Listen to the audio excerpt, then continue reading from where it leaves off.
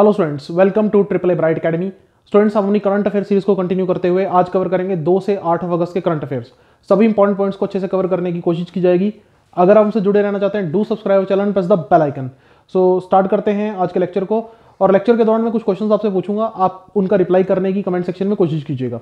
तो पहली न्यूज़ देख लेते हैं। हमारे पास पहली न्यूज़ है कि लॉर्ड तारिक अहमद, अब ये कौन है, इनकी अगर मैं बात करूं, the minister of state for south Asia and the Commonwealth.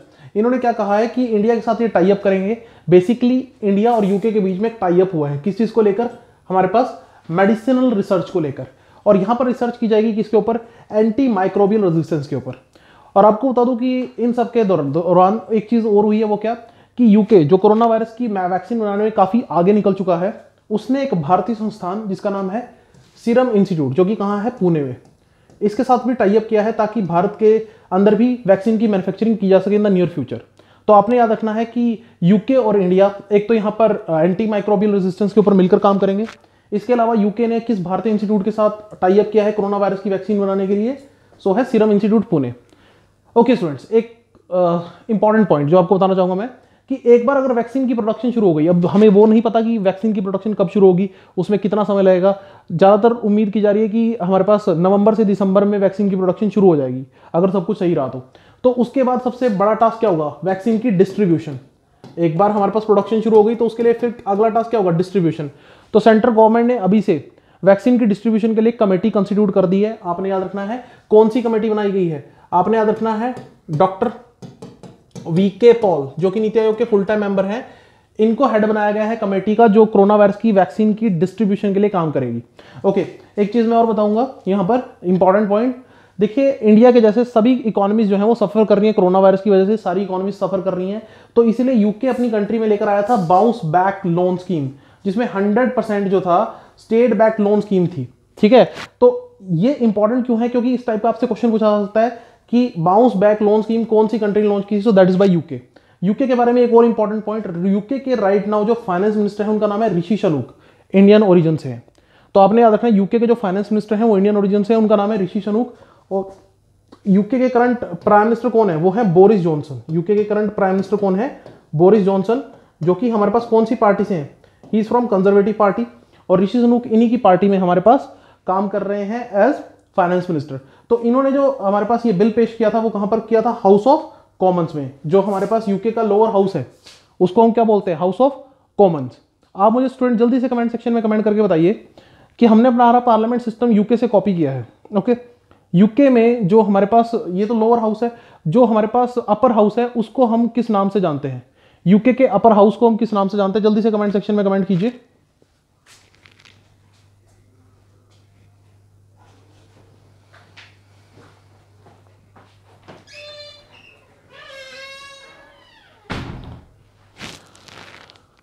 Okay, याद रखेंगे स्टूडेंट, बिल्कुल सिंपल सा क्वेश्चन मैंने आपसे पूछा था, यूके में जो अपर हाउस है उसको हम जानते हैं एज हाउस ऑफ लॉर्ड्स। यहां याद रखेंगे यूके में अपर हाउस को हम किस नाम से जानते हैं, as house of lords. Okay, next news हमारे पास, महात्मा गांधी ब्रिज और सेतु। ये जो हमारे पास महात्मा गांधी ब्रिज है, जिसको सेतु के नाम से भी जाना जाता है, ये कहां पर है, गंगा रिवर के ऊपर, बिहार में।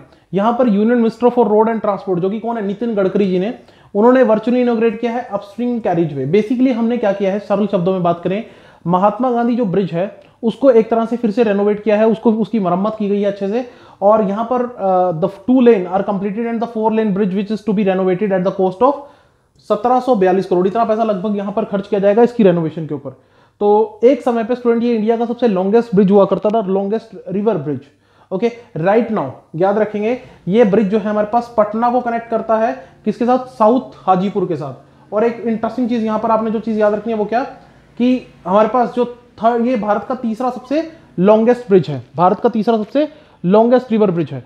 अगर हम बात करें भारत में सबसे लंबा रिवर ब्रिज कौन सा है, longest river bridge in India, तो याद रखेंगे लॉन्गेस्ट रिवर ब्रिज है, हम पहले भी कई बार इसके बारे में बात कर चुके हैं, भूपेन हजारिका ब्रिज, भूपेन हजारिका ब्रिज।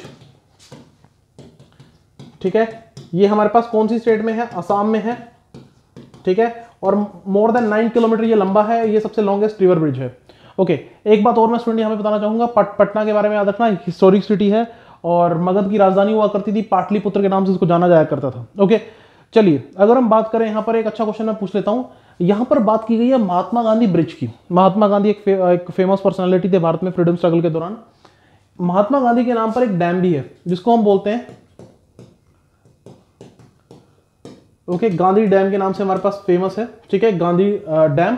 सो आप मुझे कमेंट सेक्शन में कमेंट करके बताइए कि गांधी डैम किस रिवर के ऊपर सिचुएटेड है। ओके, कमेंट सेक्शन में कमेंट करके बताइए। महात्मा गांधी के रिगार्डिंग गांधी सागर डैम भी बोला जाता है और गांधी डैम भी बोल दिया जाता है। गांधी सागर डैम हमारे पास located on which river in India? Gandhi Sagar dam located on which river in India?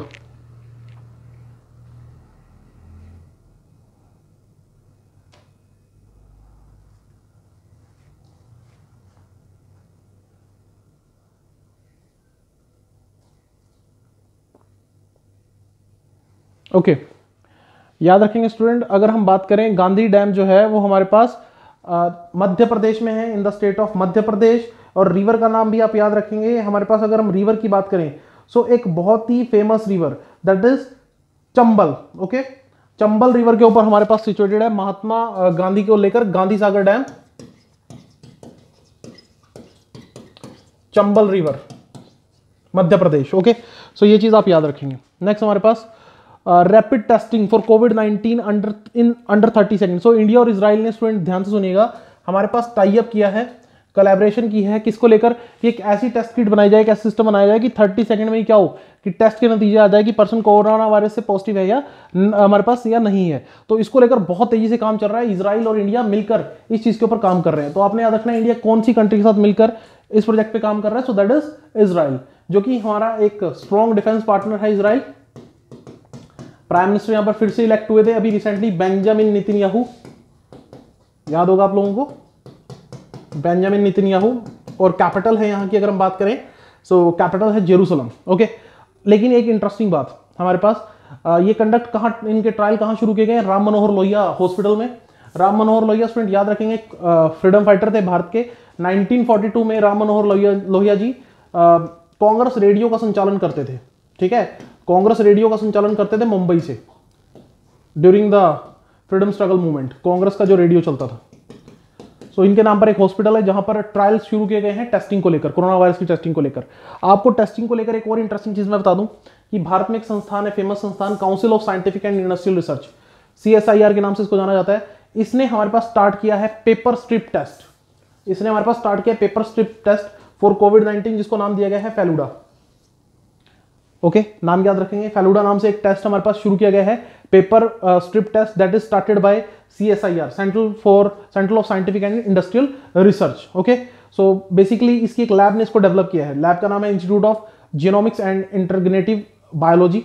Okay, so जब मैं बात करता हूं CSIR की, council of scientific and industrial research, ये भी भारत का एक बड़ा इंपॉर्टेंट संस्थान है जो कि 1942 में एस्टैब्लिश हुआ था। आप मुझे स्टूडेंट कमेंट सेक्शन में कमेंट करके बताइए कि CSIR के करंट प्रेसिडेंट कौन है? Who is the current president of CSIR?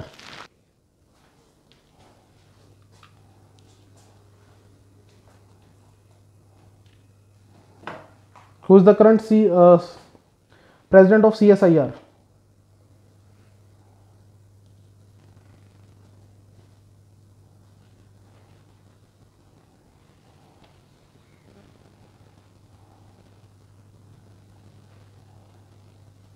Okay, simple सा क्वेश्चन था स्टूडेंट। अगर हम बात करें, हमेशा क्या होता है कि देखिए ध्यान सुनिएगा कि जो भी हमारे पास प्राइम मिनिस्टर होते हैं, जो भी प्राइम मिनिस्टर होते हैं वही बाय डिफॉल्ट हमारे पास प्रेसिडेंट कहलाते हैं, किसके? हमारे पास CSIR के। याद रखेंगे, सिंपल सा क्वेश्चन हमारे पास। ओके, सो ये एक सिंपल सा क्वेश्चन था, आप ये पॉइंट याद रखें। ओके, नेक्स्ट न्यूज की तरफ चलते हैं। नेक्स्ट न्यूज है हमारे पास magnet project to help farmers.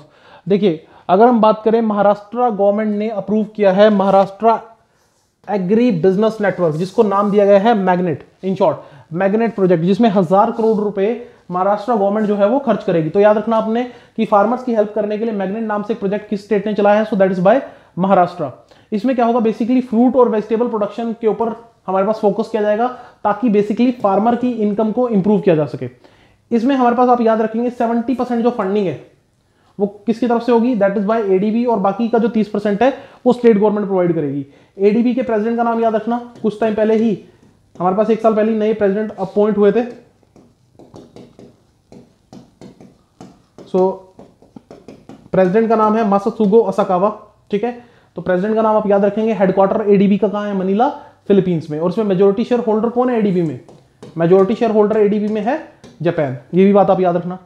Okay, देखिए महाराष्ट्र में ऐसी स्कीम्स की बहुत ज्यादा जरूरत है, इस टाइप की स्कीम की जो फार्मर वेलफेयर के लिए काम करे। क्यों? देखिए जो लास्ट हमारे पास एनसीआरबी की रिपोर्ट आई थी, NCRB means national crime record bureau. इस रिपोर्ट के अनुसार भारत में जो सबसे ज्यादा फार्मर सुसाइड होती है, फार्मर सुसाइड में सबसे ज्यादा नंबर 1 स्टेट महाराष्ट्र है। तो ये कोई अच्छी खबर नहीं है कि महाराष्ट्र के अंदर सबसे ज्यादा फार्मर हर साल सुसाइड करते हैं। तो उस चीज को हमें कहीं ना कहीं इंप्रूव करना है। तो उसको लेकर ऐसी स्कीम्स के में बहुत ज्यादा रिक्वायरमेंट है इनको सही से इंप्लीमेंट करने की बेसिकली। सो याद रखेंगे मैग्नेट प्रोजेक्ट कहां शुरू हुआ? That is in the state of Maharashtra. Okay, मेरा एक सिंपल सा क्वेश्चन आप लोगों से, एनसीआरबी की रिपोर्ट के according maximum number of missing women in the year 2018 कौन सी स्टेट से थी? मैक्सिमम मिसिंग वुमेन, जल्दी से कमेंट सेक्शन में कमेंट करके बताइए। Highest number of missing reports in 2016, 17, 18।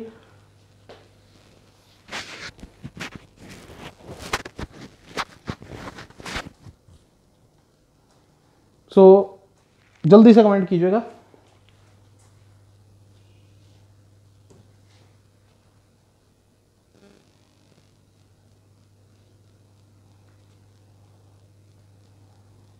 सो याद रखेंगे बिल्कुल सिंपल सा क्वेश्चन था। मैक्सिमम हमारे पास मिसिंग वुमेन जो रिपोर्ट थी वो हमारे पास थी महाराष्ट्र से, ठीक है। वो भी हमारे पास महाराष्ट्र से थी, याद रखेंगे। ये भी एक सिंपल सा क्वेश्चन था हमारे पास। So Maharashtra highest number of missing women reports in the year 2016, 17, 18 as per the NCRB report. Okay, चले जी आगे चलते हैं हमारे पास नेक्स्ट न्यूज की तरफ। नेक्स्ट न्यूज हरियाणा से रिलेटेड है। Haryana forest department use drone for aerial seeding. Aerial seeding का मतलब क्या होता है ये समझो। मतलब कि हम बेसिकली क्या करेंगे, ऐसे दूर दराज के इलाके जहां पहुंचना बहुत मुश्किल है, स्पेशली अरावली हिल्स के वो एरियाज, तो वहां पर ड्रोन आपको पता ही है कुछ इस तरह से हमारे पास दिखाई देता है, फ्लाइंग ऑब्जेक्ट होता है, उसका यूज करते हुए क्या करेंगे, सीडिंग करेंगे। वहां पर सीड्स एक तरह से डिप्लॉय किए जाएंगे ताकि जो प्लांटेशन कवर है, जो टोटल फॉरेस्ट कवर है वो बढ़ाया जा सके। सो आप ये याद रखिएगा कि Aravalli hills area of Haryana Faridabad district, Haryana की फरीदाबाद डिस्ट्रिक्ट में जो फॉरेस्ट डिपार्टमेंट है वो ये प्रोजेक्ट करने जा रहा है ड्रोन टेक्नोलॉजी का यूज करके। 50,000 सीड पैलेट्स हमारे पास, इनको क्ले के साथ, कंपोस्ट के साथ मिलाकर उनको एक तरह से सीडिंग की जाएगी। ये जो सीडिंग ड्रोन है किसने बनाया है? हमारे पास आईआईटी कानपुर के एक स्टार्टअप ने। याद रखेंगे आईआईटी कानपुर का इसमें इन्वॉल्वमेंट रहा। अगर हम बात करें स्टूडेंट अरावली हिल्स के बारे में, याद रखना अरावली हिल्स जो है हरियाणा और राजस्थान के बॉर्डर के बीच में आपको जनरली दिखाई देंगी, वो वाला एरिया हमारे पास होता है। और इससे पहले हरियाणा गवर्नमेंट ने एक और बड़ा प्रोजेक्ट डिसाइड किया था फॉरेस्ट को लेकर। वो क्या कि वर्ल्ड हर्बल फॉरेस्ट, एक वर्ल्ड हर्बल फॉरेस्ट जो है वो डेवलप किया जाएगा, जो मेडिसिनल प्लांट्स को लेकर होगा। और ये कहां डेवलप किया जाएगा? मोरनी हिल्स पंचकुला। ये भी आप याद रखना, वर्ल्ड हर्बल फॉरेस्ट। और इसमें हमारे पास पतंजलि ग्रुप जो है वो एक स्ट्रेटेजिक पार्टनर रहेगा। हरियाणा की बात करें तो चीफ मिनिस्टर का नाम आप लोगों को पता ही होगा। Who is the current chief minister? Chief minister है मनोहर लाल खट्टर और गवर्नर है सत्यदेव नारायण आर्य। ओके, गवर्नर कौन है? सत्यदेव नारायण आर्य। ओके, और हरियाणा में फेमस हमारे पास अगर हम बात करें पेपर पॉइंट ऑफ व्यू से, अगर हम बात करें राखीगढ़ी साइट का याद रखना, ठीक है। मैंने पहले ही बताया कि राखीगढ़ी साइट हमारे पास इंडस वैली सिविलाइजेशन की सबसे बड़ी साइट है। ओके, आईवीसी की इंडस वैली सिविलाइजेशन की सबसे बड़ी साइट भारत में कंसीडर की जाती है। सो इसकी अगर हम बात करें, ये कहां मिलती है राखीगढ़ी साइट? भारत हरियाणा के किस जिले में? That is in Hisar. तो ये भी पॉइंट आप याद रखना, राखीगढ़ी साइट जो है इंडस वैली सिविलाइजेशन की सबसे बड़ी साइट है, जो कि कहां मिलती है? हमारे पास हरियाणा हिसार में। आप मुझे स्टूडेंट कमेंट सेक्शन में कमेंट करके बताइए कि नेशनल रिसर्च सेंटर ऑन इक्वीन्स ये हमें कहां मिलेगा? नेशनल रिसर्च सेंटर ऑन इक्वीन्स ये हरियाणा में आपको कहां मिलेगा? इक्वीन्स का मतलब क्या होता है? जो हमारे पास हॉर्स या उसकी फैमिली से रिलेटेड जो भी स्पीसीज होती है उनको हम इक्वीन्स के नाम से जानते हैं।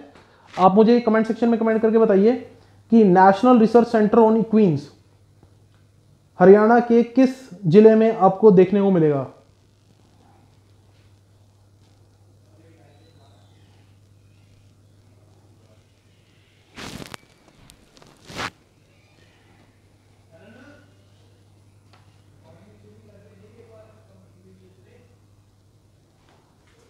ओके, याद रखेंगे ये आपको ये भी हिसार में ही मिलेगा। याद रखना student, national research institute on equines. Equines का मतलब होता है हॉर्स या उससे जो मिलते जुलते जो जानवर होते हैं, ठीक है, उसकी फैमिली का जो जानवर। ओके, सो उनको लेकर एक रिसर्च इंस्टीट्यूट हरियाणा के हिसार जिले में है। ये भी आप याद रखेंगे क्योंकि नेशनल लेवल का इंस्टीट्यूट है तो पेपर में क्वेश्चन पूछा जा सकता है। एक और बहुत इंपॉर्टेंट इंस्टीट्यूट है हमारे पास हरियाणा करनाल में, दैट इज एनडीआरआई।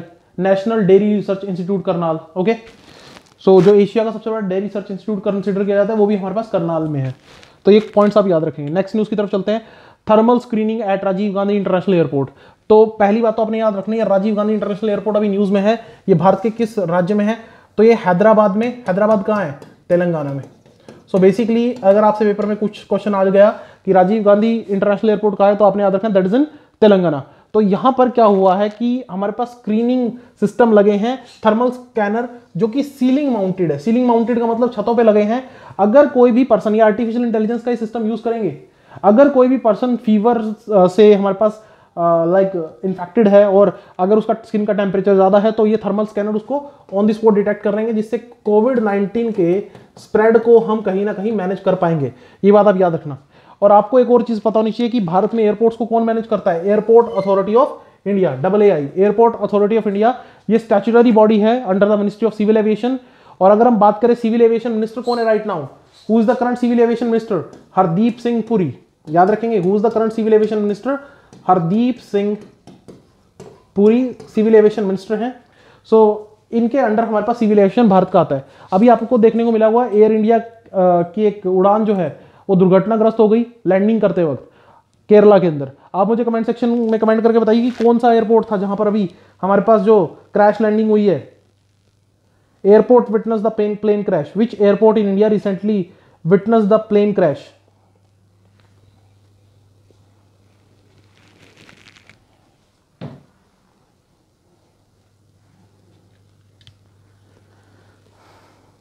ओके, याद रखेंगे स्टूडेंट, हमारे पास बिल्कुल सिंपल सा क्वेश्चन मैंने आपको पूछा था, ज्यादातर बच्चों को पता ही होगा। जो कैलीकट इंटरनेशनल एयरपोर्ट है केरला में,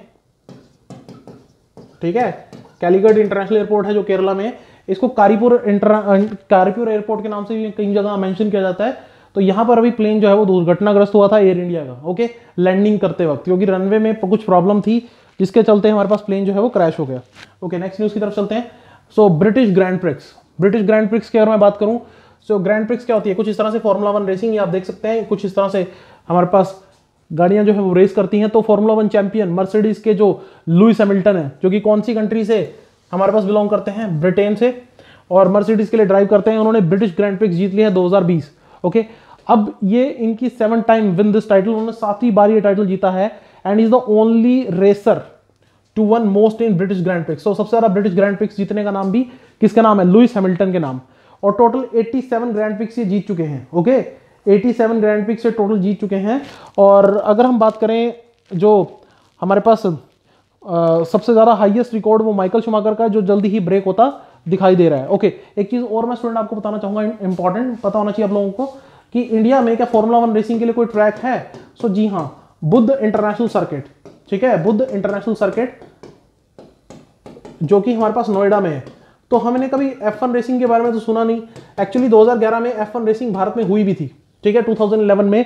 ये नोएडा में है बुद्ध इंटरनेशनल सर्किट, इंडिया का इकलौता F1 racing track, formula 1 racing track. Okay, so 2011 में हमारे पास यहाँ पे रेसिंग हुई भी थी, लेकिन उसके बाद से क्या है, टैक्स डिस्प्यूट चल रहा है, टैक्स को लेकर झगड़ा चल रहा है बुद्ध इंटरनेशनल सर्किट में। ओके, और हमारे पास यूपी गवर्नमेंट में, क्योंकि ट्रैक इज इन यूपी, तो अल्टीमेटली उसके बाद कोई भी हमारे पास इवेंट हो नहीं पाया। आपको एक छोटा सा पॉइंट और बता दूं कि इस बुद्ध इंटरनेशनल सर्किट को कौन करता है? बुद्ध इंटरनेशनल सर्किट को मैनेज करने की रिस्पॉन्सिबिलिटी जेपी ग्रुप की है। ये जेपी ग्रुप का एक प्रोजेक्ट है, ठीक है, जो हमारे पास नोएडा उत्तर प्रदेश में है, ठीक है। तो ये पॉइंट भी आप याद रखेंगे। ओके, नेक्स्ट न्यूज की तरफ चलते हैं स्टूडेंट। नेक्स्ट न्यूज है हमारे पास, अगर हम बात करें इंडियन प्रीमियर लीग को लेकर, आईपीएल को लेकर। ओके, सो हमारे पास अभी गवर्नमेंट ने फाइनल अप्रूवल दे दिया है कि इंडियन प्रीमियर लीग कहां होगी इस बार? Rescheduled in United Arab Emirates, UAE. सितंबर 19 से 10 नवंबर तक ये जो हमारे पास लीग है वो चलती हुई हमें दिखाई देगी। Abu Dhabi, Dubai, Abu Dhabi, Dubai और शारजा हमारे पास वेन्यूज रहेंगे जहां पर टूर्नामेंट के डिफरेंट मैचेस हमें देखने को मिलेंगे। आपको स्टूडेंट ये याद रखना है, एक और इंटरेस्टिंग पॉइंट जो इसमें आपको पता होना चाहिए, कि अभी तक एक बड़ी कंट्रोवर्सी चल रही थी आईपीएल को लेकर कि वीवो जो है, वीवो एक चाइनीज फर्म जो स्पॉन्सर था आईपीएल का, उसने अपना फाइनली अभी स्क्रैप आउट कर दिया है, उसने अपने आप को पीछे खींच लिया है। अब वो टाइटल स्पॉन्सर नहीं रहा। ये भी आपने याद रखना है कि कौन सी कंपनी ने बैकस्टैप किया है और वो टाइटल स्पॉन्सर नहीं रहा हमारे पास आईपीएल का। तो आप याद रखेंगे वो हमारे पास वीवो। लेकिन एक चीज समझने की कोशिश कीजिए, चाइनीज जो है, चाइनीज एंटिटीज जो है वो कई भारतीय स्पोर्ट्स के साथ, कई भारतीय एंटिटीज के साथ जुड़ी हुई हैं, लाइक टेक द एग्जांपल, अगर हम बात करें जो वीवो है उसने 2016 से लेकर 2022 तक का कॉन्ट्रैक्ट साइन किया हुआ था, आप देख सकते हैं यहाँ पे पिक्चर में, और 2018 से 2022 के लिए वो लगभग 2200 करोड़ की पेमेंट कर रहा था आईपीएल को। ओके, एक छोटा सा पॉइंट और मैं बता दूं स्टूडेंट, हमारे पास चाइना की एक कंपनी है टेंसेंट, चाइना की कंपनी है टेंसेंट। टेंसेंट ने कई भारतीय कंपनीज में निवेश किया हुआ है, जैसे कि अगर हम बात करें हमारे पास लाइक ड्रीम 11 नाम से एक स्टार्टअप है, स्विगी नाम से जो स्टार्टअप है, टेंसेंट का जो मेन हमारे पास स्विगी की बात होती है ना, कई बार स्विगी में हमारे पास मेजोरिटी शेयर होल्डर कौन है? टेंसेंट। टेंसेंट ने बड़े भारी भरकम लेवल पर इन्वेस्टमेंट की हुई है, तो ये वाला पॉइंट जो है आप वो याद रखेंगे। आईपीएल की मैं बात करूं स्टूडेंट, आईपीएल के बारे में भी 2-4 पॉइंट्स आप याद रखेंगे, पेपर पॉइंट ऑफ व्यू से इंपॉर्टेंट है। ओके, सो अगर हम बात करें यहां पर आईपीएल की, तो एक तो ये याद रखना, who is the current chairman of IPL, Indian premier league के करंट चेयरमैन कौन है? वो है ब्रिजेश पटेल। बहुत से बच्चे इस क्वेश्चन को गलत करते हैं। So Brijesh Patel current chairman of IPL. IPL में सबसे ज्यादा रन बनाने का रिकॉर्ड किसका है? विराट कोहली का। आईपीएल में सबसे ज्यादा रन बनाने का रिकॉर्ड किसका है? विराट कोहली का, जिन्होंने मोर देन 5400 रन स्कोर किए हैं इन आईपीएल। आप मुझे कमेंट सेक्शन में कमेंट करके बताइए कि मैक्सिमम विकेट्स लेने का रिकॉर्ड आईपीएल में किसका है? हाँ जी, मैक्सिमम विकेट लेने का रिकॉर्ड आईपीएल में किसका है?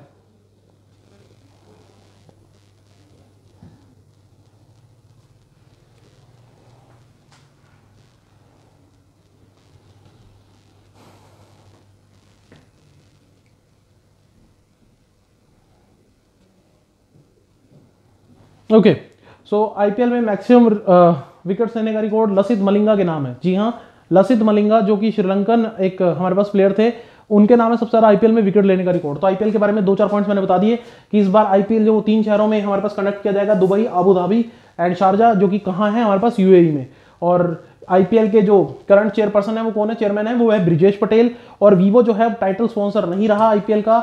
अब कई सारे प्लेयर जो हैं रेस में हैं, even Patanjali, Coca Cola, Amazon, कई सारे प्लेयर्स जो हैं वो रेस में हैं कि टाइटल स्पॉन्सर बन जाए। टाइटल स्पॉन्सर का मतलब क्या होता है कि जैसे आईपीएल के नाम से पहले उनका नाम, टाइटल स्पॉन्सर का नाम बोला जाएगा। जैसे अगर हम बात करें 2008 से 2012 तक क्या बोला जाता था? DLF IPL. उसके बाद 2013 से 2018 तक वो पेप्सी आईपीएल रहा। अब हमारे पास वीवो आईपीएल के नाम से इसको जाना जा रहा था। ओके, चलिए जी नेक्स्ट न्यूज की तरफ चलते हैं। बुक आई है स्टूडेंट हमारे पास, एक बुक का नाम है सियासत में सदस्यता। ओके, सियासत में सदस्यता। तो ये बुक आपने याद रखना है, खुद बिहार के चीफ मिनिस्टर ने रिलीज की है। ओके, और इसको लिखा किसने है? हमारे पास बिहार असेंबली के स्पीकर विजय कुमार चौधरी जी ने। तो अब इवन आप समझ लीजिए कि पॉलिटिकल पॉइंट ऑफ व्यू से इंपॉर्टेंट बुक हो गई। तो सीधा सीधा क्वेश्चन आ सकता है कि हमारे पास सियासत में सदस्यता नाम से जो बुक है वो किस स्टेट के हमारे पास स्पीकर ने लिखी है, असेंबली स्पीकर ने लिखी है, या फिर सीधा नाम भी पूछा जा सकता है। ओके, सो इसमें कई सारी ऑथर्स के व्यूज लिए गए हैं, डिफरेंट आर्टिकल्स हैं। ओके, एक चीज मैं यहां पे बताना चाहूंगा स्टूडेंट, आपने याद रखना है इंपॉर्टेंट पॉइंट, हमारे पास इंडिया का जो नेशनल एक्वेटिक एनिमल है वो है गंगेटिक डॉल्फिन। और ये क्वेश्चन इंपॉर्टेंट है इसलिए मैं आपको बता रहा हूं कि हमारे पास विक्रमशिला गंगेटिक डॉल्फिन सेंचुरी है, जो कि कहां है? बिहार में। कई बार क्वेश्चन आ चुका है इसको लेकर कि विक्रमशिला गंगेटिक डॉल्फिन सेंचुरी कहां है। सो दैट इज इन बिहार। और ये हमारे पास साउथ एशियन रिवर डॉल्फिन का हमारे पास एक रिजर्व है बेसिकली। ओके, सो ये चीज आप याद रखेंगे। सो बिहार को लेकर एक पॉइंट और मैं आपको बता देता हूं। बिहार असेंबली ने अभी एक रेजोल्यूशन पास किया है, एक प्रस्ताव पास किया है कास्ट बेस्ड सेंसस को कंडक्ट करने के लिए। सो आपने याद रखना है कि कास्ट बेस्ड सेंसस भारत का कौन सा राज्य कंडक्ट करने जा रहा है? सो दैट इज बिहार। बिहार अपने यहां कास्ट बेस्ड सेंसस कंडक्ट करने जा रहा है। आप सीधा सीधा पॉइंट इसके बारे में याद रखेंगे, ठीक है। सेंसस का मतलब क्या होता है कि काउंटिंग करना बेसिकली। तो कास्ट बेसिस पर यहां पर सेंसस स्टेट कंडक्ट करने जा रहा है। अब भारत के अंदर बात करें तो भारत में सेंसस हर 10 साल बाद होता है। लास्ट हमारे पास कब हुआ था? 2011 में। अब होगा 2021 में, जो कि भारत का पहला डिजिटल सेंसस भी होगा। 2021 में जो भारत का सेंसस होगा that going to be digital census. आप मुझे स्टूडेंट कमेंट सेक्शन में कमेंट करके बताइए कि भारत का जो पहला सेंसस हुआ था सक्सेसफुल, वो कौन से ईयर में हुआ था? First successful census in India कौन से ईयर में हुआ था? जल्दी से कमेंट सेक्शन में कमेंट करके बताइए।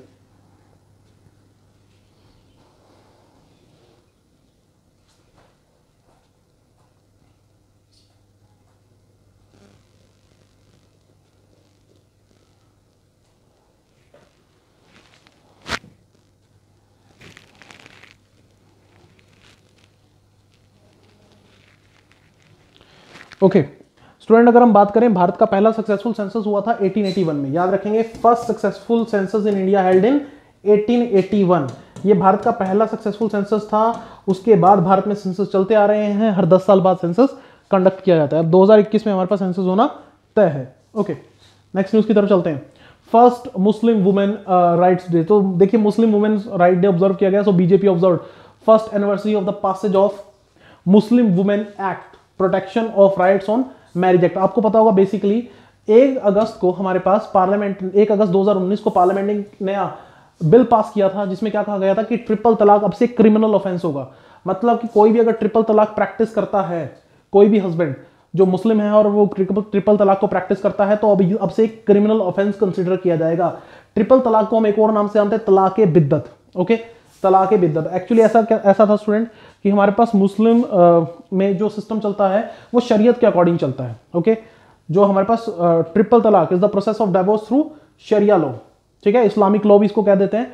तो आप समझिए स्टूडेंट, शरीयत में क्या है कि लाइक हस्बैंड को पावर दी गई है, ये मेरी तरफ से कुछ नहीं, मैं जो शरीयत में लिखा हुआ है वही बता रहा हूँ कि शरीयत में हस्बैंड को पावर दी गई है कि अगर वो 3 बार तलाक बोलेगा तो डिवोर्स जो है वो हो जाएगा। ऐसा प्रैक्टिस किया जाता था भारत में, लेकिन अब गवर्नमेंट ने हमारे पास women act, protection on rights on marriage act, इसके अकॉर्डिंग क्या किया था, इसको एक क्रिमिनल ऑफेंस हमारे पास बना दिया था। और उसी की एनिवर्सरी अभी 1 अगस्त 2020 को ऑब्जर्व की गई है मुस्लिम women rights day across India. तो ये एक पहली बार ये डे ऑब्जर्व किया गया, तो इसीलिए आपको ये डे पता होना चाहिए। पहली बार ऑब्जर्व किया जा रहा है तो क्वेश्चन की पॉसिबिलिटी बन जाती है। नेक्स्ट हमारे पास defence production and export promotion policy 2020। तो देखिए गवर्नमेंट एक नई डिफेंस प्रोडक्शन और एक्सपोर्ट प्रमोशन पॉलिसी लेकर आई है। देखिए अभी तक अगर हम बात करें, भारत डिफेंस में इंपोर्ट बहुत बड़े नंबर पर करता है। हम हर साल बहुत सारे डिफेंस के इक्विपमेंट खरीदते हैं। उसका एक बहुत बड़ा रीजन क्या है कि हमें अपना डिफेंस अप टू डेट रखना पड़ता है, just because of the 2 neighbouring country Pakistan and China. क्योंकि हमें 2 फ्रंट से वॉर लड़नी पड़ सकती है कभी भी। आपको पता होना चाहिए इंडिया को 2 तरफा लड़ाई लड़नी पड़ सकती है, तो इसके लिए भारत को हमेशा प्रिपेयर रहना पड़ता है। तो इसी की वजह से हम डिफेंस के बहुत सारे हथियार खरीदते हैं। बहुत से लोग बोल रहे हैं कि रफेल क्यों खरीदा आपने, घर पे क्यों नहीं बना लिया, बहुत से लोग बोल रहे हैं। लेकिन देखिए टेक्नोलॉजी में आप इस चीज को यकीन मानिए, टेक्नोलॉजी में हम बहुत स्ट्रगल कर रहे हैं। स्पेशली कहां पर, एयरक्राफ्ट, फाइटर एयरक्राफ्ट की जो टेक्नोलॉजी है वहां तो इंडिया बहुत ही स्ट्रगल कर रहा है। कुछ डिपार्टमेंट में हमने इंप्रूवमेंट दिखाई है, लेकिन एयरक्राफ्ट टेक्नोलॉजी में हम अभी भी बहुत ज्यादा स्ट्रगल कर रहे हैं। Okay, so ministry of defence ने एक यहां पर publicise a draft that is defence production and export promotion policy DPEPP 2020। और यहां पर जो चीजें कही गई है वो आप समझ लीजिए। इसका एम है मैन्युफैक्चरिंग टर्नओवर ऑफ $25 बिलियन। ध्यान से सुनिएगा, पेपर में सीधा सीधा क्वेश्चन आएगा कि हमारा जो डिफेंस में मैन्युफैक्चरिंग टर्नओवर वो कितना होना चाहिए, $25 बिलियन, यानी 1,75,000 करोड़। बहुत बड़ा टारगेट, कब तक अचीव करना है, 2025 तक। और इसमें इस 25 बिलियन में एक्सपोर्ट रहेगा $5 बिलियन का। यानी कि हम डिफेंस में सेल्फ सफिशिएंट तो बनेंगे ही बनेंगे, आत्मनिर्भर तो बनेंगे ही बनेंगे, लेकिन एक्सपोर्ट भी करेंगे। ऐसा हमारी नई डिफेंस पॉलिसी बता रही है। देखिए अब ये तो मैं नहीं कह सकता इंप्लीमेंट हो पाएगी या नहीं हो पाएगी, लेकिन आपको पेपर में क्वेश्चन जरूर पूछा जा सकता है कि हमारे पास, आप ये बताइए कि defence production and export promotion policy के तहत हमारे पास कितना टारगेट रखा गया। तो that is $25 billion target and that is to be achieve by 2025। Okay, जिसमें 5 बिलियन का एक्सपोर्ट भी हमारे पास शामिल रहेगा। आपको एक और चीज मैं बता दूं स्टूडेंट, FDI पॉलिसी के तहत अभी FDI में फॉरेन डायरेक्ट, अगर हम बात करें सॉरी डिफेंस सेक्टर में FDI कितना है, डिफेंस सेक्टर में जो FDI है अप्रूव्ड है वो है 49%। यानी कि कोई भी अगर डिफेंस की कंपनी भारत में मैन्युफैक्चरिंग स्टार्ट करना चाहती है तो उसे कोई इंडियन पार्टनर सिलेक्ट करना पड़ेगा जो उसकी फर्म में 51% का हिस्सेदार हो। सो किसी भी इंडियन कंपनी, कोई भी डिफेंस की फॉरेन कंपनी भारत में आती है तो 51% इंडियन कंपनी के पास रहेगा और 49% शेयर जो है वो फॉरेन कंपनी के पास रहेगा as per the FDI policy. आपको स्टूडेंट मैं एक और चीज बता दूं, अभी हमारे पास डिफेंस एक्सपो भी कंडक्ट किया गया था, कहां पर, लखनऊ में। अभी 2020 में आपको पता होना चाहिए कि डिफेंस एक्सपो भी कंडक्ट किया गया था। डिफेंस एक्सपो में बेसिकली क्या था कि हमने वर्ल्ड की बड़ी बड़ी डिफेंस कंपनीज को बुलाया था और कहा था कि आप भारत में मैन्युफैक्चरिंग स्टार्ट कीजिए। ओके, सो आपने याद रखना है कि अभी जो रिसेंट डिफेंस एक्सपो था 2 फरवरी में 2020, वो कहां हुआ, लखनऊ उत्तर प्रदेश में। आपको स्टूडेंट एक और इंपॉर्टेंट पॉइंट बता दूं मैं, रिसेंटली गवर्नमेंट ने बैन कर दिया है import of 101 defence items. Defence के हमारे पास 101 आइटम्स को गवर्नमेंट ने उनका इंपोर्ट जो है वो बैन कर दिया है। इसका मतलब क्या है, ये आइटम्स अब भारत में ही बनाए जाएंगे, इसलिए इनका जो इंपोर्ट है वो बैन कर दिया गया। तो आपसे ये भी पूछा जा सकता है कि गवर्नमेंट ने, यानी कि डिफेंस मिनिस्ट्री ने, यानी कि राजनाथ सिंह ने अभी रिसेंटली कितने प्रोडक्ट्स को बैन करने की बात की है, तो 101 डिफेंस प्रोडक्ट्स को भारत में बैन करने की बात की गई है। चलिए, इतना सब कुछ बताने के बाद मैं क्वेश्चन भी पूछ लेता हूं। क्वेश्चन क्या है मेरा कि अभी डिफेंस एक्सपो हुआ था लखनऊ में, आपने सुना होगा, डिफेंस एक्सपो हुआ था लखनऊ में। हमने यहां पर एक डिफेंस डिक्लेरेशन साइन किया था, जिसको कहा गया लखनऊ डिक्लेरेशन, जिसमें अफ्रीकन कंट्री साथ हमने एक समझौता किया कि हम अफ्रीकन कंट्रीज को डिफेंस इक्विपमेंट सप्लाई करेंगे।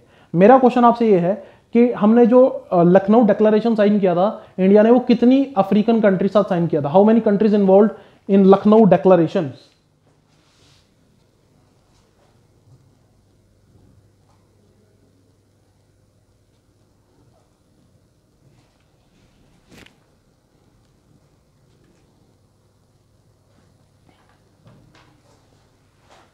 ओके, याद रखेंगे स्टूडेंट, हमने जो लखनऊ डिक्लेरेशन साइन किया था वो हमारे पास कितनी कंट्री साथ साइन किया था? वही sign Lucknow declaration with 50 African nation, 50 African country साथ हमने लखनऊ डिक्लेरेशन साइन किया था। नेक्स्ट हमारे पास listed entities got 3 year to meet the criteria of minimum 25% public share holding. देखिए स्टूडेंट, ध्यान से समझने की कोशिश कीजिएगा। हमारे पास क्या कहा गया है, जो भी स्टॉक एक्सचेंज पे लिस्टेड कंपनीज होती हैं जिनके शेयर्स बिक रहे हैं, तो यहां पर अब गवर्नमेंट ने क्या कहा है कि वो 3 साल का समय देंगे हमारे पास किसी भी लिस्टेड एंटिटी को कि अपने वो 25% जो शेयर हैं उनको पब्लिक शेयर होल्डिंग्स में कन्वर्ट कर सके। पहले जो सिस्टम था स्टूडेंट वो 2 इयर्स का था, अब उसको 3 इयर्स में कन्वर्ट कर दिया गया। ये आप याद रखिएगा कि हमारे पास ये जो ऑर्डर है वो किसकी तरफ से रिलीज किया गया? एक तरह से सेबी की अप्रूवल के बाद। सेबी स्टॉक मार्केट का रेगुलेटर है, तो सेबी के अप्रूवल के बाद ये हमारे पास चीज सामने आई है कि लिस्टेड एंटिटीज को अब से 3 साल का समय मिलेगा to meet the criteria of minimum 20% public share holding. देखिए हमारे पास, आपको बता दूं कि सेबी ने एक और चीज रिसेंटली हमारे पास अलाउ की थी, वो क्या कि इंडियन कंपनीज अपने आप को दूसरी कंट्रीज के शेयर स्टॉक एक्सचेंज पे डायरेक्टली लिस्टेड करा सकती हैं बिना इंडियन स्टॉक एक्सचेंज पे लिस्टेड कराए। तो सेबी के बारे में याद रखेंगे, सेबी भारत में स्टॉक एक्सचेंज को हमारे पास रेगुलेट करता है, ठीक है, और साथ ही साथ हमारे पास कमोडिटी एक्सचेंज को भी रेगुलेट करता है। कमोडिटी एक्सचेंज को भी भारत में कौन रेगुलेट करता है अगर हम बात करें? So commodity exchange is also regulated by SEBI. Okay, आपको पता होना चाहिए सेबी के जो चेयरमैन है अजय त्यागी, सेबी के करंट चेयरमैन है अजय त्यागी, नाम याद रखेंगे। अजय त्यागी को गवर्नमेंट ने 18 मंथ्स का एक्सटेंशन दे दिया है। इनकी रिटायरमेंट होने जा रही थी, लेकिन गवर्नमेंट ने क्या कहा है कि अगले 18 मंथ तक सेबी के जो चेयरमैन रहेंगे वो अजय त्यागी ही रहेंगे, ऐसा गवर्नमेंट ने कहा है। तो ये भी पॉइंट आप याद रखेंगे, 18 मंथ का एक्सटेंशन मिला है हमारे पास किसको? अजय त्यागी को। आप स्टूडेंट मुझे कमेंट सेक्शन में कमेंट करके बताइए कि हमारे पास भारत का सबसे बड़ा कमोडिटी एक्सचेंज कौन सा है? Largest commodity exchange of India, largest commodity exchange, Bharat का सबसे बड़ा कमोडिटी एक्सचेंज।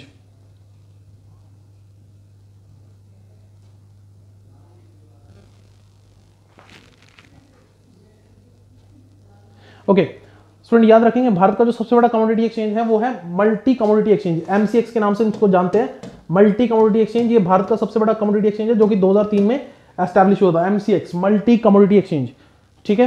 नेक्स्ट हमारे पास one nation one ration card scheme.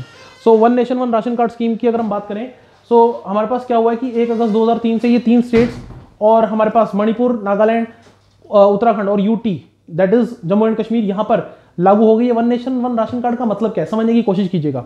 देखिए गवर्नमेंट क्या करती है, आपको चीप रेट्स पर फूड और हमारे पास बाकी चीजें प्रोवाइड करती है। जैसे आपको समझाने की मैं कोशिश करता हूं, हमारे पास नेशनल फूड सिक्योरिटी एक्ट आया था 2013 में। देखिए नेशनल फूड सिक्योरिटी एक्ट आया था 2013 में, जिसमें क्या कहा गया था कि इंडिया में जितने भी पुअर सेक्शन से जो लोग हैं उनको 5 kg of food grain provide किया जाएगा। 5 kg of food grain, 5 kilo अनाज पर मंथ।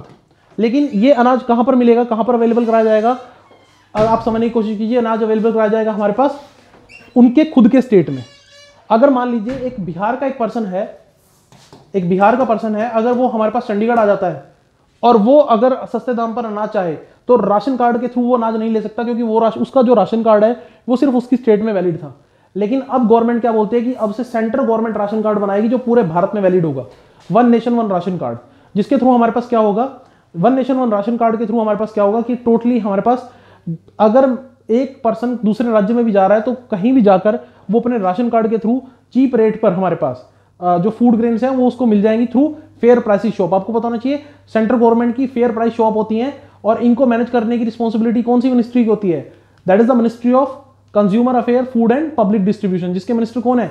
रामविलास पासवान जी। जिसके मिनिस्टर कौन है? Ramvilas Paswan. Okay, central government का एक टारगेट भी हमारे पास चल रहा है, वो क्या? टू एलिमिनेट हंगर, भारत से हंगर को, भूखमरी को खत्म करना। ठीक है, हंगर को भारत से खत्म करना बाय 2030, 2030 तक। तो ये भी एक बहुत एम्बिशियस टारगेट है, क्योंकि जब भी हंगर इंडेक्स की रिपोर्ट आती है, इंडिया का रैंक उसमें बहुत पीछे रहता है। आपसे मेरा क्वेश्चन है, आप सिंपल सा क्वेश्चन का आंसर मुझे कमेंट सेक्शन में दीजिए जरा, कि हमारे पास India rank in global hunger index, जो लास्ट रिपोर्ट आई थी उसके अंडर हमारे पास ग्लोबल हंगर इंडेक्स में इंडिया का रैंक क्या था? ग्लोबल हंगर इंडेक्स में इंडिया का रैंक क्या था? जल्दी से कमेंट सेक्शन में कमेंट करके बताइए। ओके, याद रखेंगे ग्लोबल हंगर इंडेक्स में जो इंडिया का रैंक था दैट इज 102। बहुत ही हमारे पास रैंक, बहुत शर्मनाक रैंक था इंडिया का।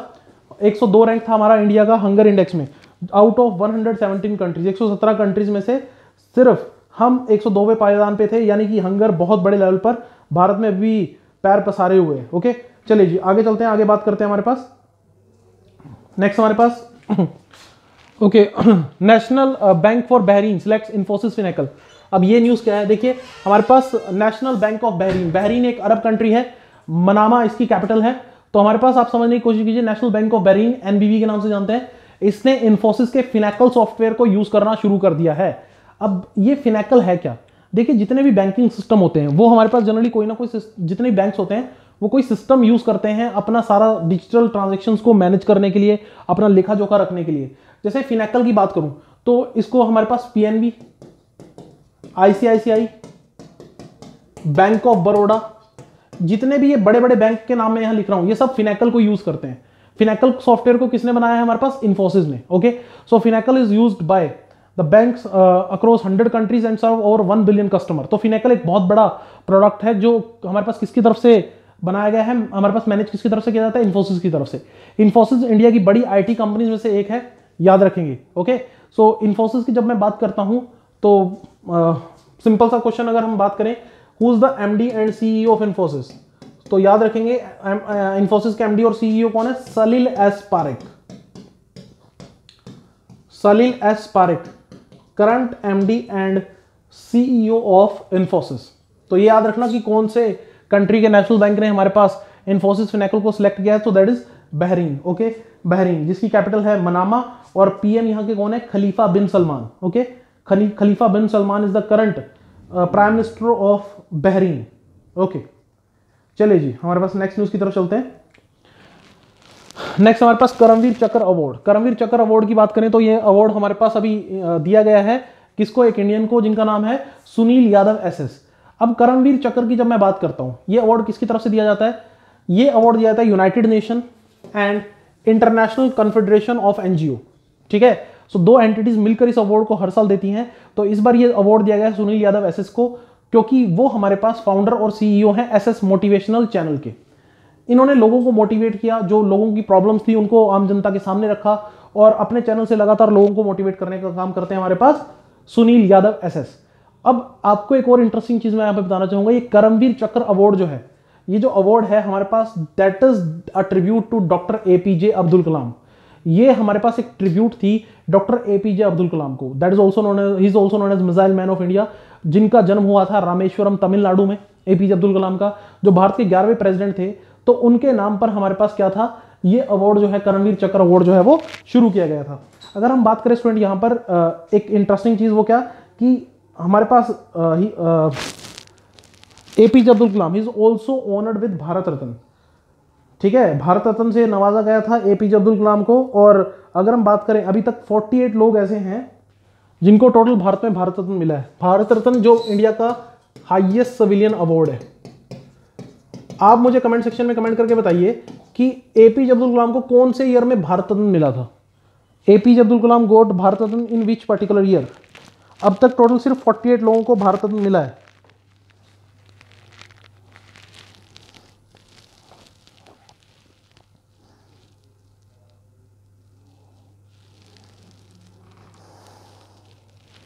ओके, सो याद रखेंगे स्टूडेंट, एपीजे अब्दुल कलाम को 1997 में भारत रत्न से नवाजा गया था।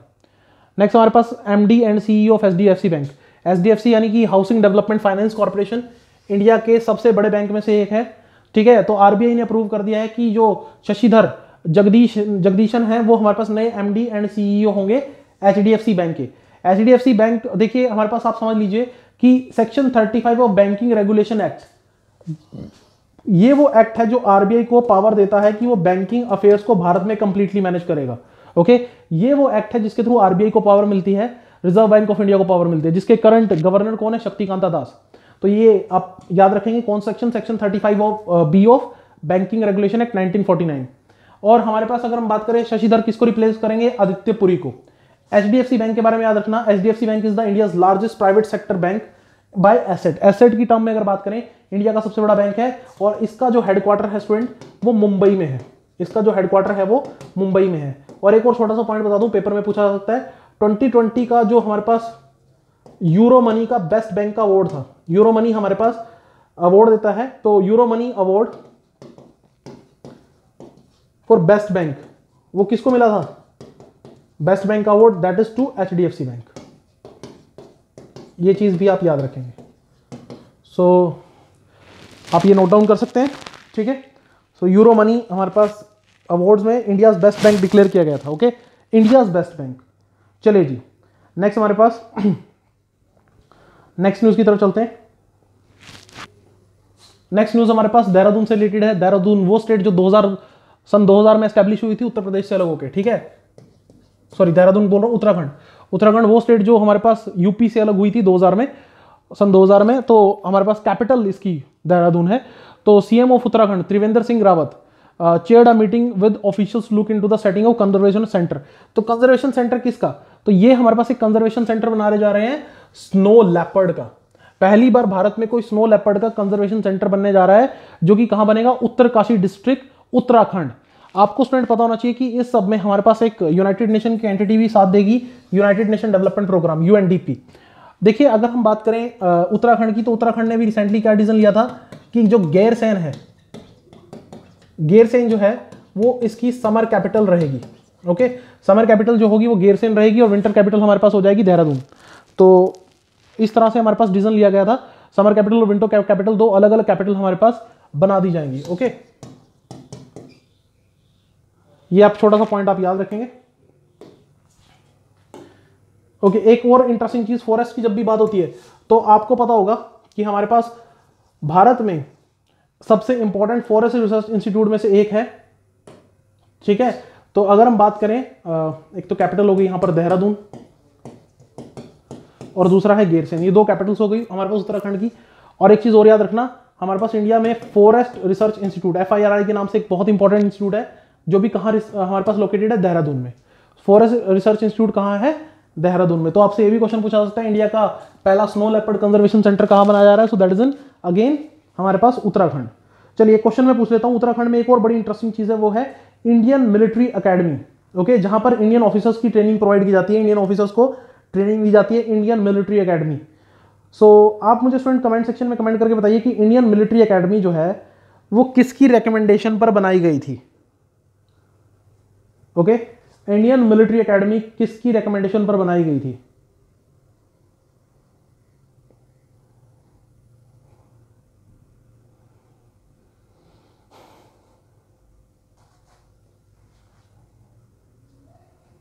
ओके, याद रखेंगे इंडियन मिलिट्री अकेडमी बनाई गई थी on the recommendation of field martial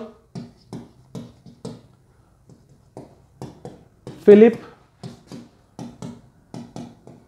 Chetwode. Okay, so he is the person who was behind the Indian military academy, ठीक है।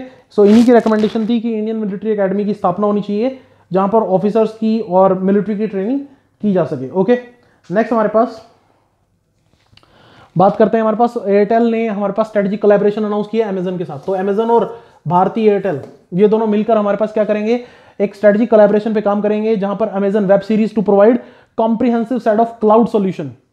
क्लाउड सॉल्यूशन मतलब कि जहां पर डाटा स्टोरेज की जा सके large enterprises and SME. SME mean small medium enterprise customers in India. So Bharti Airtel एक बड़ी एंटिटी में से एक है, तो अमेजन के साथ इसका टाई अप हो चुका है। सो अमेजन के सीईओ आपको पता ही होंगे, जेफ बेजोस, जो वर्ल्ड के सबसे रिचेस्ट पर्सन भी है राइट नाउ। और एक बात और सब लोग याद रखेंगे, वो क्या, कि हमारे पास अमेजन ने अभी एक प्रोग्राम लॉन्च किया है MSME एक्सेलरेट। ये पॉइंट आप याद रखेंगे, पेपर में क्वेश्चन पूछा जा सकता है। Amazon recently launched MSME Accelerate program to help the MSME sector in India। Bharat में MSME की हेल्प करने के लिए कौन सा प्रोग्राम Amazon ने स्टार्ट किया है? सो that is MSME Accelerate, that is micro small and medium enterprises. Okay, next हमारे पास अनआर्म्ड मिनटमैन 3 मिसाइल। देखिए स्टूडेंट, ये वर्ल्ड की सबसे खतरनाक आईसीबीएम में से एक है। यूएसए ने इसका टेस्ट कंडक्ट किया। आईसीबीएम क्या होता है? इंटर कॉन्टिनेंटल बैलिस्टिक मिसाइल, जो एक कॉन्टिनेंट से दूसरे कॉन्टिनेंट में जा सके। सो आपको बता दूं कि LGM-30G मिनटमैन 3 एक इंटर कॉन्टिनेंटल बैलिस्टिक मिसाइल थी, जिसको हमारे पास अभी रिसेंटली टेस्ट फायर किया गया है। अगर हम स्टूडेंट इसकी बात करें, सो इसकी जो मैक्सिमम रेंज है वो 12,000 किलोमीटर तक की है, लेकिन हमारे पास रिसेंटली ट्रेवल्ड, ये जो अभी टेस्ट कंडक्ट किया गया, इसमें इसने 4200 माइल्स का डिस्टेंस ट्रेवल किया। ठीक है, सो हमारे पास ये एक न्यूक्लियर कैपेबल मिसाइल है। ओके, इंपॉर्टेंट चीज क्या है कि आपने एक तो याद रखना है आईसीबीएम की फुल फॉर्म, ये कई बार पेपर में पूछी गई है, इंटरकॉन्टिनेंटल बैलिस्टिक मिसाइल। और पेपर में ये भी पूछा जा सकता है कि मिनटमैन 3 मिसाइल कौन सी कंट्री से रिलेटेड है? सो दैट इज यूएसए, क्योंकि वर्ल्ड की सबसे लॉन्गेस्ट रेंज मिसाइल में से एक है। वर्ल्ड की सबसे लॉन्गेस्ट रेंज मिसाइल में से एक है हमारे पास मिनटमैन 3। ओके, एक छोटा सा पॉइंट मैं और स्टूडेंट यहां पर आपको बता दूं, वो क्या जो इंपॉर्टेंट है आपने याद रखना है कि इंडिया भी एक मिसाइल पर काम कर रहा है। इंडिया की इकलौती एक तो आईसीबीएम है अग्नि 5, जिसकी रेंज हमारे पास 5000 से 8000 है। ये तो आपने सुना ही होगा, लेकिन आपको सुनकर हैरानी होगी कि अभी CIA की रिपोर्ट आई है कि इंडियन गवर्नमेंट काम कर रही है सीक्रेटली एक मिसाइल सिस्टम के ऊपर, एक मिसाइल के ऊपर जिसका नाम है सूर्या मिसाइल। और आपको सुनकर शायद अच्छा लगे कि इस 12,000 किलोमीटर होगी। ठीक है, ऐसा कहा जा रहा है कि सूर्या मिसाइल DRDO डेवलप कर रहा है और इसकी एक्सपेक्टेड जो रेंज होगी वो हमारे पास रहेगी 12,000 किलोमीटर। ओके, यानी कि बहुत, चाइना के सारे शहर ऑलमोस्ट हमारे टारगेट पर हम फिट कर सकते हैं। ओके, एक छोटा सा क्वेश्चन मैं आपसे बात करता हूं। यहां पर हमने न्यूक्लियर मिसाइल की बात की, न्यूक्लियर वेपन सिस्टम की बात की। आप मुझे कमेंट सेक्शन में कमेंट करके बताइए कि who is known as father of nuclear bomb. Okay, who is known as father of nuclear bomb?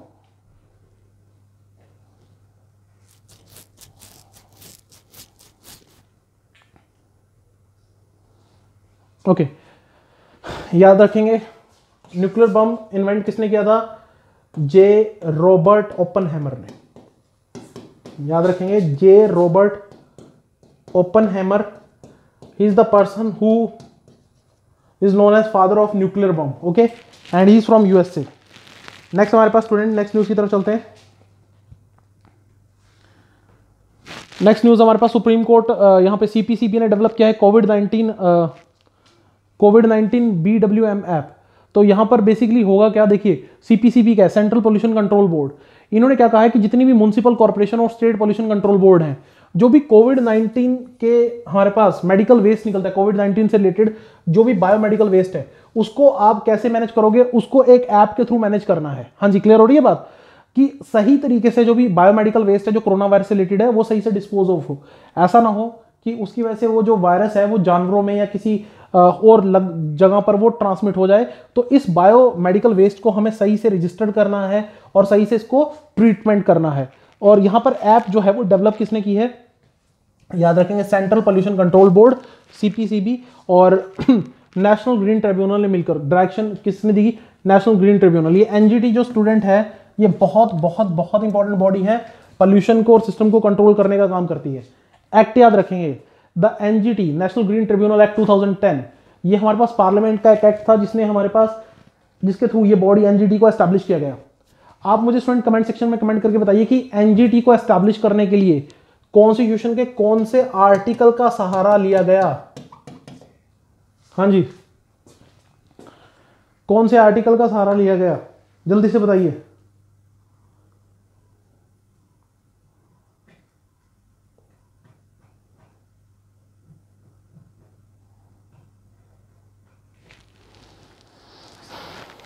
याद रखेंगे आर्टिकल नंबर 21, ठीक है, जिसमें राइट टू लाइफ की बात की जाती है। तो आर्टिकल नंबर 21 का हवाला देते हुए NGT नाम की बॉडी बनाई गई कि अगर हमारा एनवायरमेंट हेल्दी होगा तभी तो लोग जी पाएंगे, तभी तो राइट टू लाइफ का कुछ सिग्निफिकेंस बन पाएगा। तो आर्टिकल नंबर 21 में थोड़ा सा इसे ठीक लिख देता हूं। आर्टिकल 21 का सहारा लेते हुए हमारे पास NGT को एस्टैब्लिश किया गया। नेक्स्ट हमारे पास polar bears in Arctic will become extinct by 2020। यहां पर एक रिपोर्ट आई है कि जो पोलर बियर हमें आर्कटिक में मिलते हैं वो 2021 तक एक्सटिंक्ट हो जाएंगे। हमारे पास रिपोर्ट आई है fasting season length set temporal limits for the global polar bear persistence. Okay, इस रिपोर्ट के बारे में अगर हम बात करें स्टूडेंट, तो इन्होंने बताया है कि 2021 तक जिस हिसाब से पॉपुलेशन घट रही है, पोलर बियर हमें देखने को मिलेंगे ही नहीं। और पोलर बियर जो है वो वनरेबल स्पीशीज है। वनरेबल का मतलब विलुप्त प्राय, जिसको हिंदी में बोलते हैं। ठीक है, किसके डायरेक्शन के द्वारा? IUCN के द्वारा। ये ऑर्गेनाइजेशन का नाम याद रखना, international union for conservation of nature. ये वो ऑर्गेनाइजेशन है जो हर साल रेड लिस्ट पब्लिश करती है, जिसमें जितने भी हमारे पास एंडेंजर्ड स्पीसीज होते हैं उनके बारे में बात की जाती है। IUCN का हेडक्वार्टर कहाँ है वो भी आप याद रखेंगे। IUCN का हेडक्वार्टर है ग्लैंड, स्विट्जरलैंड में। IUCN का हेडक्वार्टर कहाँ है? ग्लैंड, स्विट्जरलैंड में। ओके, आप मुझे स्टूडेंट सिंपल से क्वेश्चन का आंसर दीजिए कि पोलर बियर का साइंटिफिक नेम क्या है? What is the scientific name of the polar bear? Polar bear का साइंटिफिक नेम क्या है? जल्दी से कमेंट सेक्शन में कमेंट करके बताइए।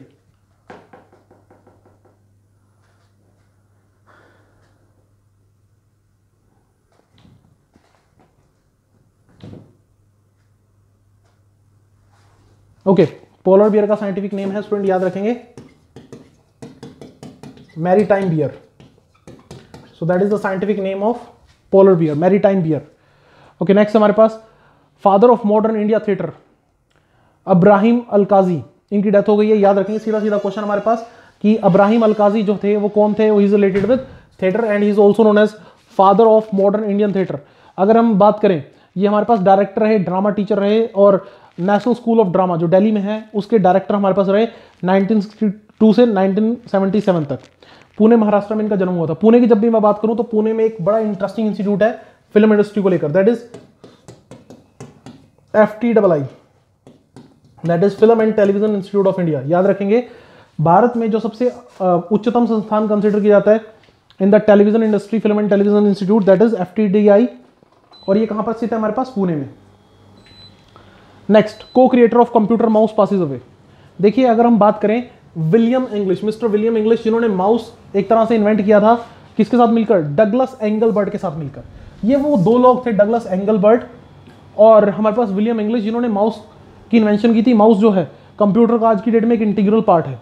तो आपको बता दूं कि इन्होंने ही हमारे पास माउस के अंदर जो है व्हील को रिप्लेस करके रोलिंग बॉल का यूज करना शुरू किया था। आपने देखा होगा ना, पुराने जो हमारे पास माउस थे उनके अंदर एक बॉल हुआ करती थी। तो ये जो बॉल का कंसेप्ट है ये हमारे पास कौन लेकर आए थे? Mister William English. So computer में धीरे धीरे करके कई सारी रेवोल्यूशनरी चेंजेस हुए हैं and he is one of the person who bring this particular revolutionary change in the computer. So आपसे ये भी पूछा सकता है कौन सी कंट्री से थे? ही is from USA। William English कौन सी कंट्री से थे? USA से थे, और इनकी रिसेंटली भी डेथ हुई है। और डगलस एंगलबर्ट के साथ मिलकर इन्होंने माउस की इन्वेंशन की थी। आपको एक और इंटरेस्टिंग पॉइंट बता दूं जो मैक्सिमम स्टूडेंट्स को नहीं पता होता, USB, जिसको हम बोलते हैं यूनिवर्सल सीरियल बस, USB यूनिवर्सल सीरियल बस, इसकी इन्वेंशन एक इंडियन ने की थी। ज्यादातर लोगों को ये चीज पता नहीं होती। ठीक है, USB की इन्वेंशन की थी अजय भट्ट ने, ये भी याद रखना। Ajay Bhatt is the person who invented USB universal serial बस, जिसने कंप्यूटर का पूरा सिस्टम ही बदल के रख दिया, डाटा ट्रांसफर का सिस्टम ही पूरा चेंज हो गया just because of this particular thing. Next हमारे पास ग्लोबल रेमिटेंसेज में lose 108 billion 168 billion in 2020। So student, ADB की तरफ से हमारे पास रिपोर्ट आई है। फिर से हम बात करें तो एशियन डेवलपमेंट बैंक ऑलरेडी मैं बता चुका हूं, जिसने क्या कहा है कि रेमिटेंसेज जो हैं वो इस साल इतना नुकसान झेलेंगी। रेमिटेंसेज क्या होता है कि जो इंडियंस, जैसे एग्जांपल के तौर पे बताता हूं, बहुत से इंडियंस फॉरेन कंट्रीज में जॉब कर रहे हैं, तो वो क्या करते हैं, जनरली वो अपने यहाँ पर मनी ट्रांसफर करते हैं, अपने घरों को मनी ट्रांसफर करते हैं, अपने फ्रेंड्स को, रिलेटिव्स को।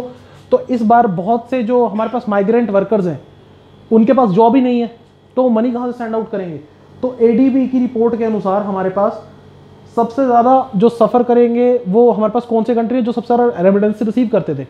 तो आपसे मैं पूछ लेता हूँ कि as per the world bank reports हमारे पास ये बताइए कि लास्ट ईयर 2019 में सबसे ज़्यादा रेमिटेंसेस कौन सी कंट्री ने रिसीव की थी? लास्ट ईयर मैक्सिमम रेमिटेंसेस कौन सी कंट्री ने रिसीव की थी?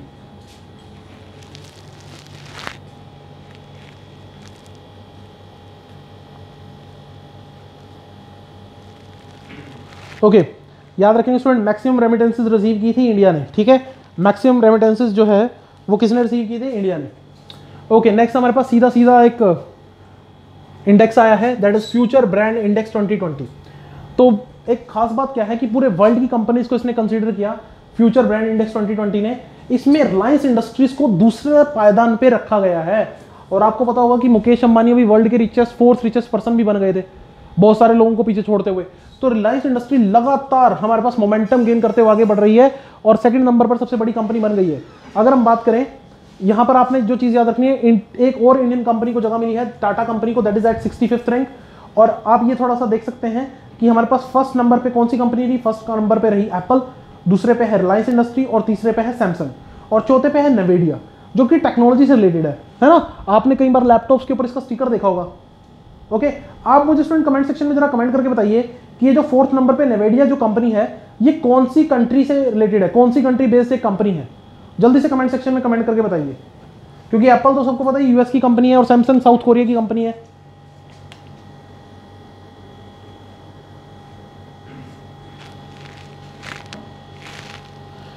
ओके, याद रखेंगे नेवेडिया जो है वो यूएस बेस्ड कंपनी है। तो मैं फिर से रिपीट कर देता हूं, एप्पल भी एक यूएस बेस्ड कंपनी है, ठीक है। और फिर रिलायंस इंडस्ट्रीज हमारे पास इंडियन कंपनी, सैमसंग जो है हमारे पास अगर हम बात करें साउथ कोरिया, और नेवेडिया फ्रॉम यूएस से। Next, Manoj Sinha appointed as new lieutenant governor of Jammu and Kashmir. देखिए, आपको पता होना चाहिए कि जम्मू कश्मीर से आर्टिकल 370 को रिवोक किया गया था हमारे pass on 5 August last year. 5 अगस्त 2019 को हमने क्या किया था, आर्टिकल 370 को रिवोक कर दिया था, हटा दिया था। उसके बाद जम्मू कश्मीर एक यूनियन टेरिटरी बना और यहाँ के पहले जो हमारे पास लेफ्टिनेंट गवर्नर अपॉइंट हुए थे वो थे गिरीश चंद्र मुर्मू। गिरीश चंद्र मुर्मू ने रिजाइन दिया है और इनकी जगह जो हमारे पास नए लेफ्टिनेंट गवर्नर अपॉइंट हुए वो है मनोज सिन्हा। मनोज सिन्हा की बात करूं, हमारे पास उत्तर प्रदेश से एक फॉर्मर यूनियन मिनिस्टर रहे हैं, बीजेपी के लीडर रहे हैं। तो अब ये बने हैं नए lieutenant governor of Jammu and Kashmir. तो किसको रिप्लेस करेंगे, गिरीश चंद्र मुर्मू को, जो कि रिजाइन दे चुके हैं।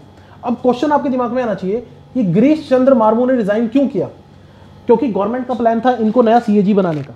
गवर्नमेंट का प्लान था इनको कि नया सीएजी अपॉइंट कर दिया जाए, कंट्रोलर एंड ऑडिटर जनरल, जिनका काम होता है ऑडिट करना। ओके, तो यहां पर हुआ क्या है, दो चेंजेस हमें देखने को मिले हैं, ध्यान से सुन लीजिए स्टूडेंट। पहला चेंज क्या कि गिरीश चंद्र मुर्मू ने रिजाइन किया जम्मू कश्मीर के लेफ्टिनेंट गवर्नर की पोस्ट से और वो बन गए सीएजी ऑफ इंडिया, और उनकी जो पोजीशन खाली हुई उसको रिप्लेस किया है मनोज सिन्हा ने।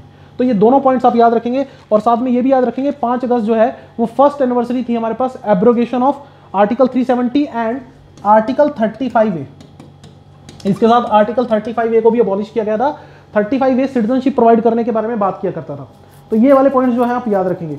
एक सिंपल सा क्वेश्चन मैं आपसे पूछ लेता हूं कि आप मुझे ये बता दीजिए कि गिरीश चंद्र मुर्मू ने किसको रिप्लेस किया है सीएजी। इससे पहले सीएजी कौन थे भारत के, who is the 13th CAG to the government of India, क्योंकि 14 सीएजी बने हैं।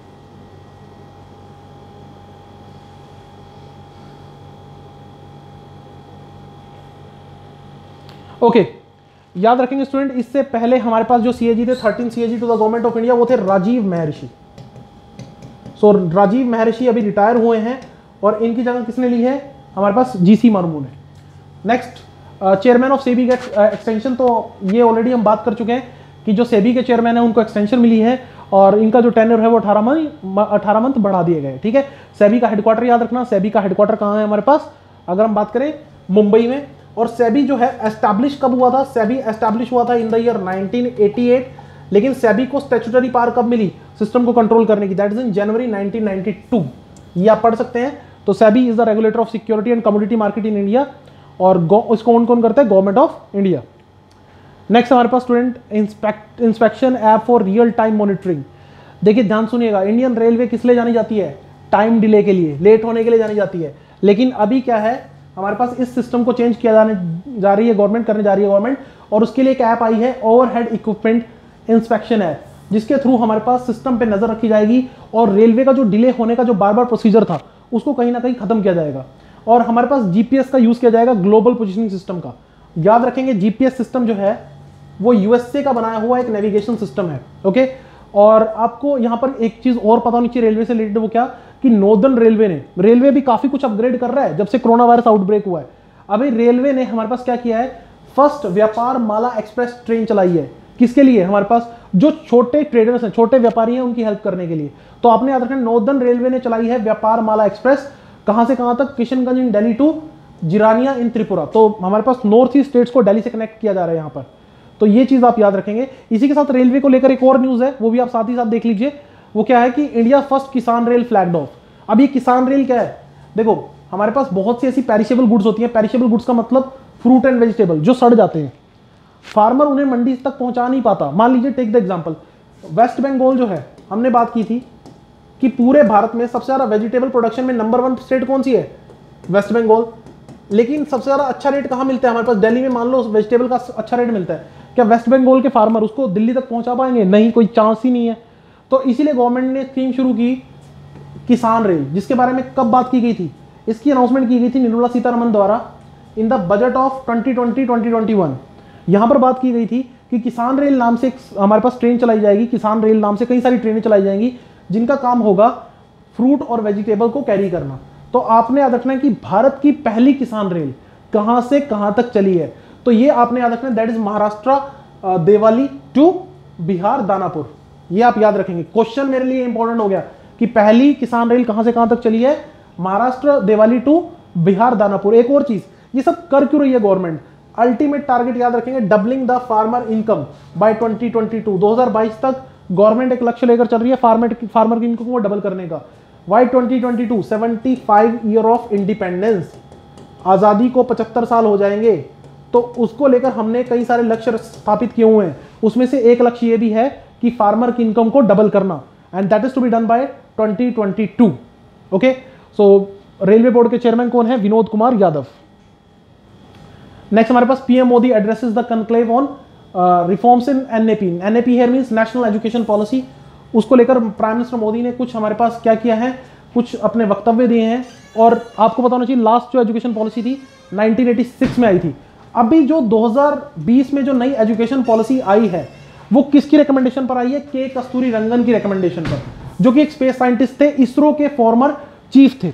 इसरो के फॉर्मर चीफ थे, तो इनके कहने पर हमारे पास नई एजुकेशन पॉलिसी आई है। और इसमें हमारे पास एक ऑर्गेनाइजेशन की बनाने की बात भी चल रही है, that is national educational technology forum. Okay, और जो नई पॉलिसी है वो फोकस करेगी हाउ टू थिंक। ये चीज आप याद रखेंगे, ये प्राइम मिनिस्टर ने अपनी स्पीच में मेंशन किया, हाउ टू थिंक। ओके, पहले हम बात कर रहे थे व्हाट टू थिंक टीचिंग पे, लेकिन हाउ टू थिंक। और आपको एक इंपॉर्टेंट पॉइंट और याद रखना है कि इस पॉलिसी में रिकमेंडेशन दी गई है कि जीडीपी का 6% खर्च किया जाएगा किसके ऊपर, एजुकेशन सेक्टर के ऊपर। ये भी पॉइंट मुझे याद रखना है कि जीडीपी का कितना परसेंट एजुकेशन सेक्टर के ऊपर खर्च किया जाएगा, 6%। ओके, नेक्स्ट हमारे पास coastal village of Odisha as tsunami ready. देखिए यूनेस्को की तरफ से एक बड़ी इंटरेस्टिंग हमारे पास डिक्लेरेशन आई है। यूनेस्को यानी कि united nation cultural for scientific and cultural organisation, जिसका हेडक्वार्टर कहाँ है, पेरिस फ्रांस में। इसकी तरफ से हमारे पास एक डिक्लेरेशन आई है कि हमारे पास ओडिशा के 2 कोस्टल विलेजेस सुनामी रेडी है, मतलब कि वो बिल्कुल प्रिपेयर हैं।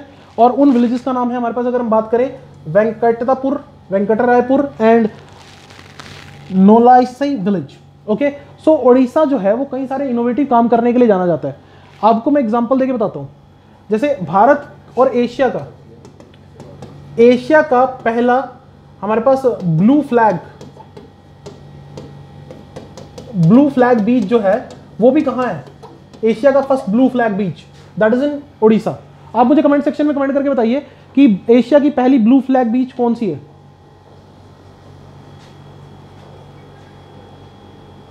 First blue flag certified beach in Asia. So याद रखेंगे, एशिया की पहली ब्लू फ्लैग बीच जो थी, blue flag certified beach, that is Chandrabhaga beach. Actually इसका मतलब क्या होता है, ये भी याद रखना, ब्लू फ्लैग बीच किसका से रिलेटेड क्या होता है, एनवायरमेंट फ्रेंडली जो बीच होती है जिसमें एनवायरमेंट को कोई नुकसान नहीं पहुंचता और बिल्कुल क्लीन बीचेस को हम ब्लू फ्लैग सर्टिफिकेशन देते हैं। तो एशिया की जो पहली ब्लू फ्लैग, जिसको 2018 में इसको सर्टिफिकेशन मिली थी, चंद्रभागा बीच को। Chandrabhaga beach is the beach in Odisha. Okay, next news. So India ने क्या किया है, मोजाम्बिक को $250 मिलियन ग्रांट करने का फैसला किया है। Okay, so line of credit, basically line of credit export import bank के द्वारा। सो एक्सिम बैंक के नाम से हम इसको जानते हैं। तो अगर हम बात करें जब भी स्टूडेंट एक्सिम बैंक की, तो एक तो याद रखना एक्सिम बैंक के जनरल मैनेजर कौन है, सरोज कुंटिया। और ये जो हमारे पास मोजाम्बिक है ये इंडिया से कहीं ना कहीं कनेक्टेड है। क्यों, देखिए आप याद कीजिए, भारत में वास्को डिगामा सबसे पहला यूरोपियन था जो समुद्री रास्ते से भारत आया था। तो इसने भारत आते आते एक और कंट्री के ऊपर अपना फोकस किया, वो था मोजाम्बिक।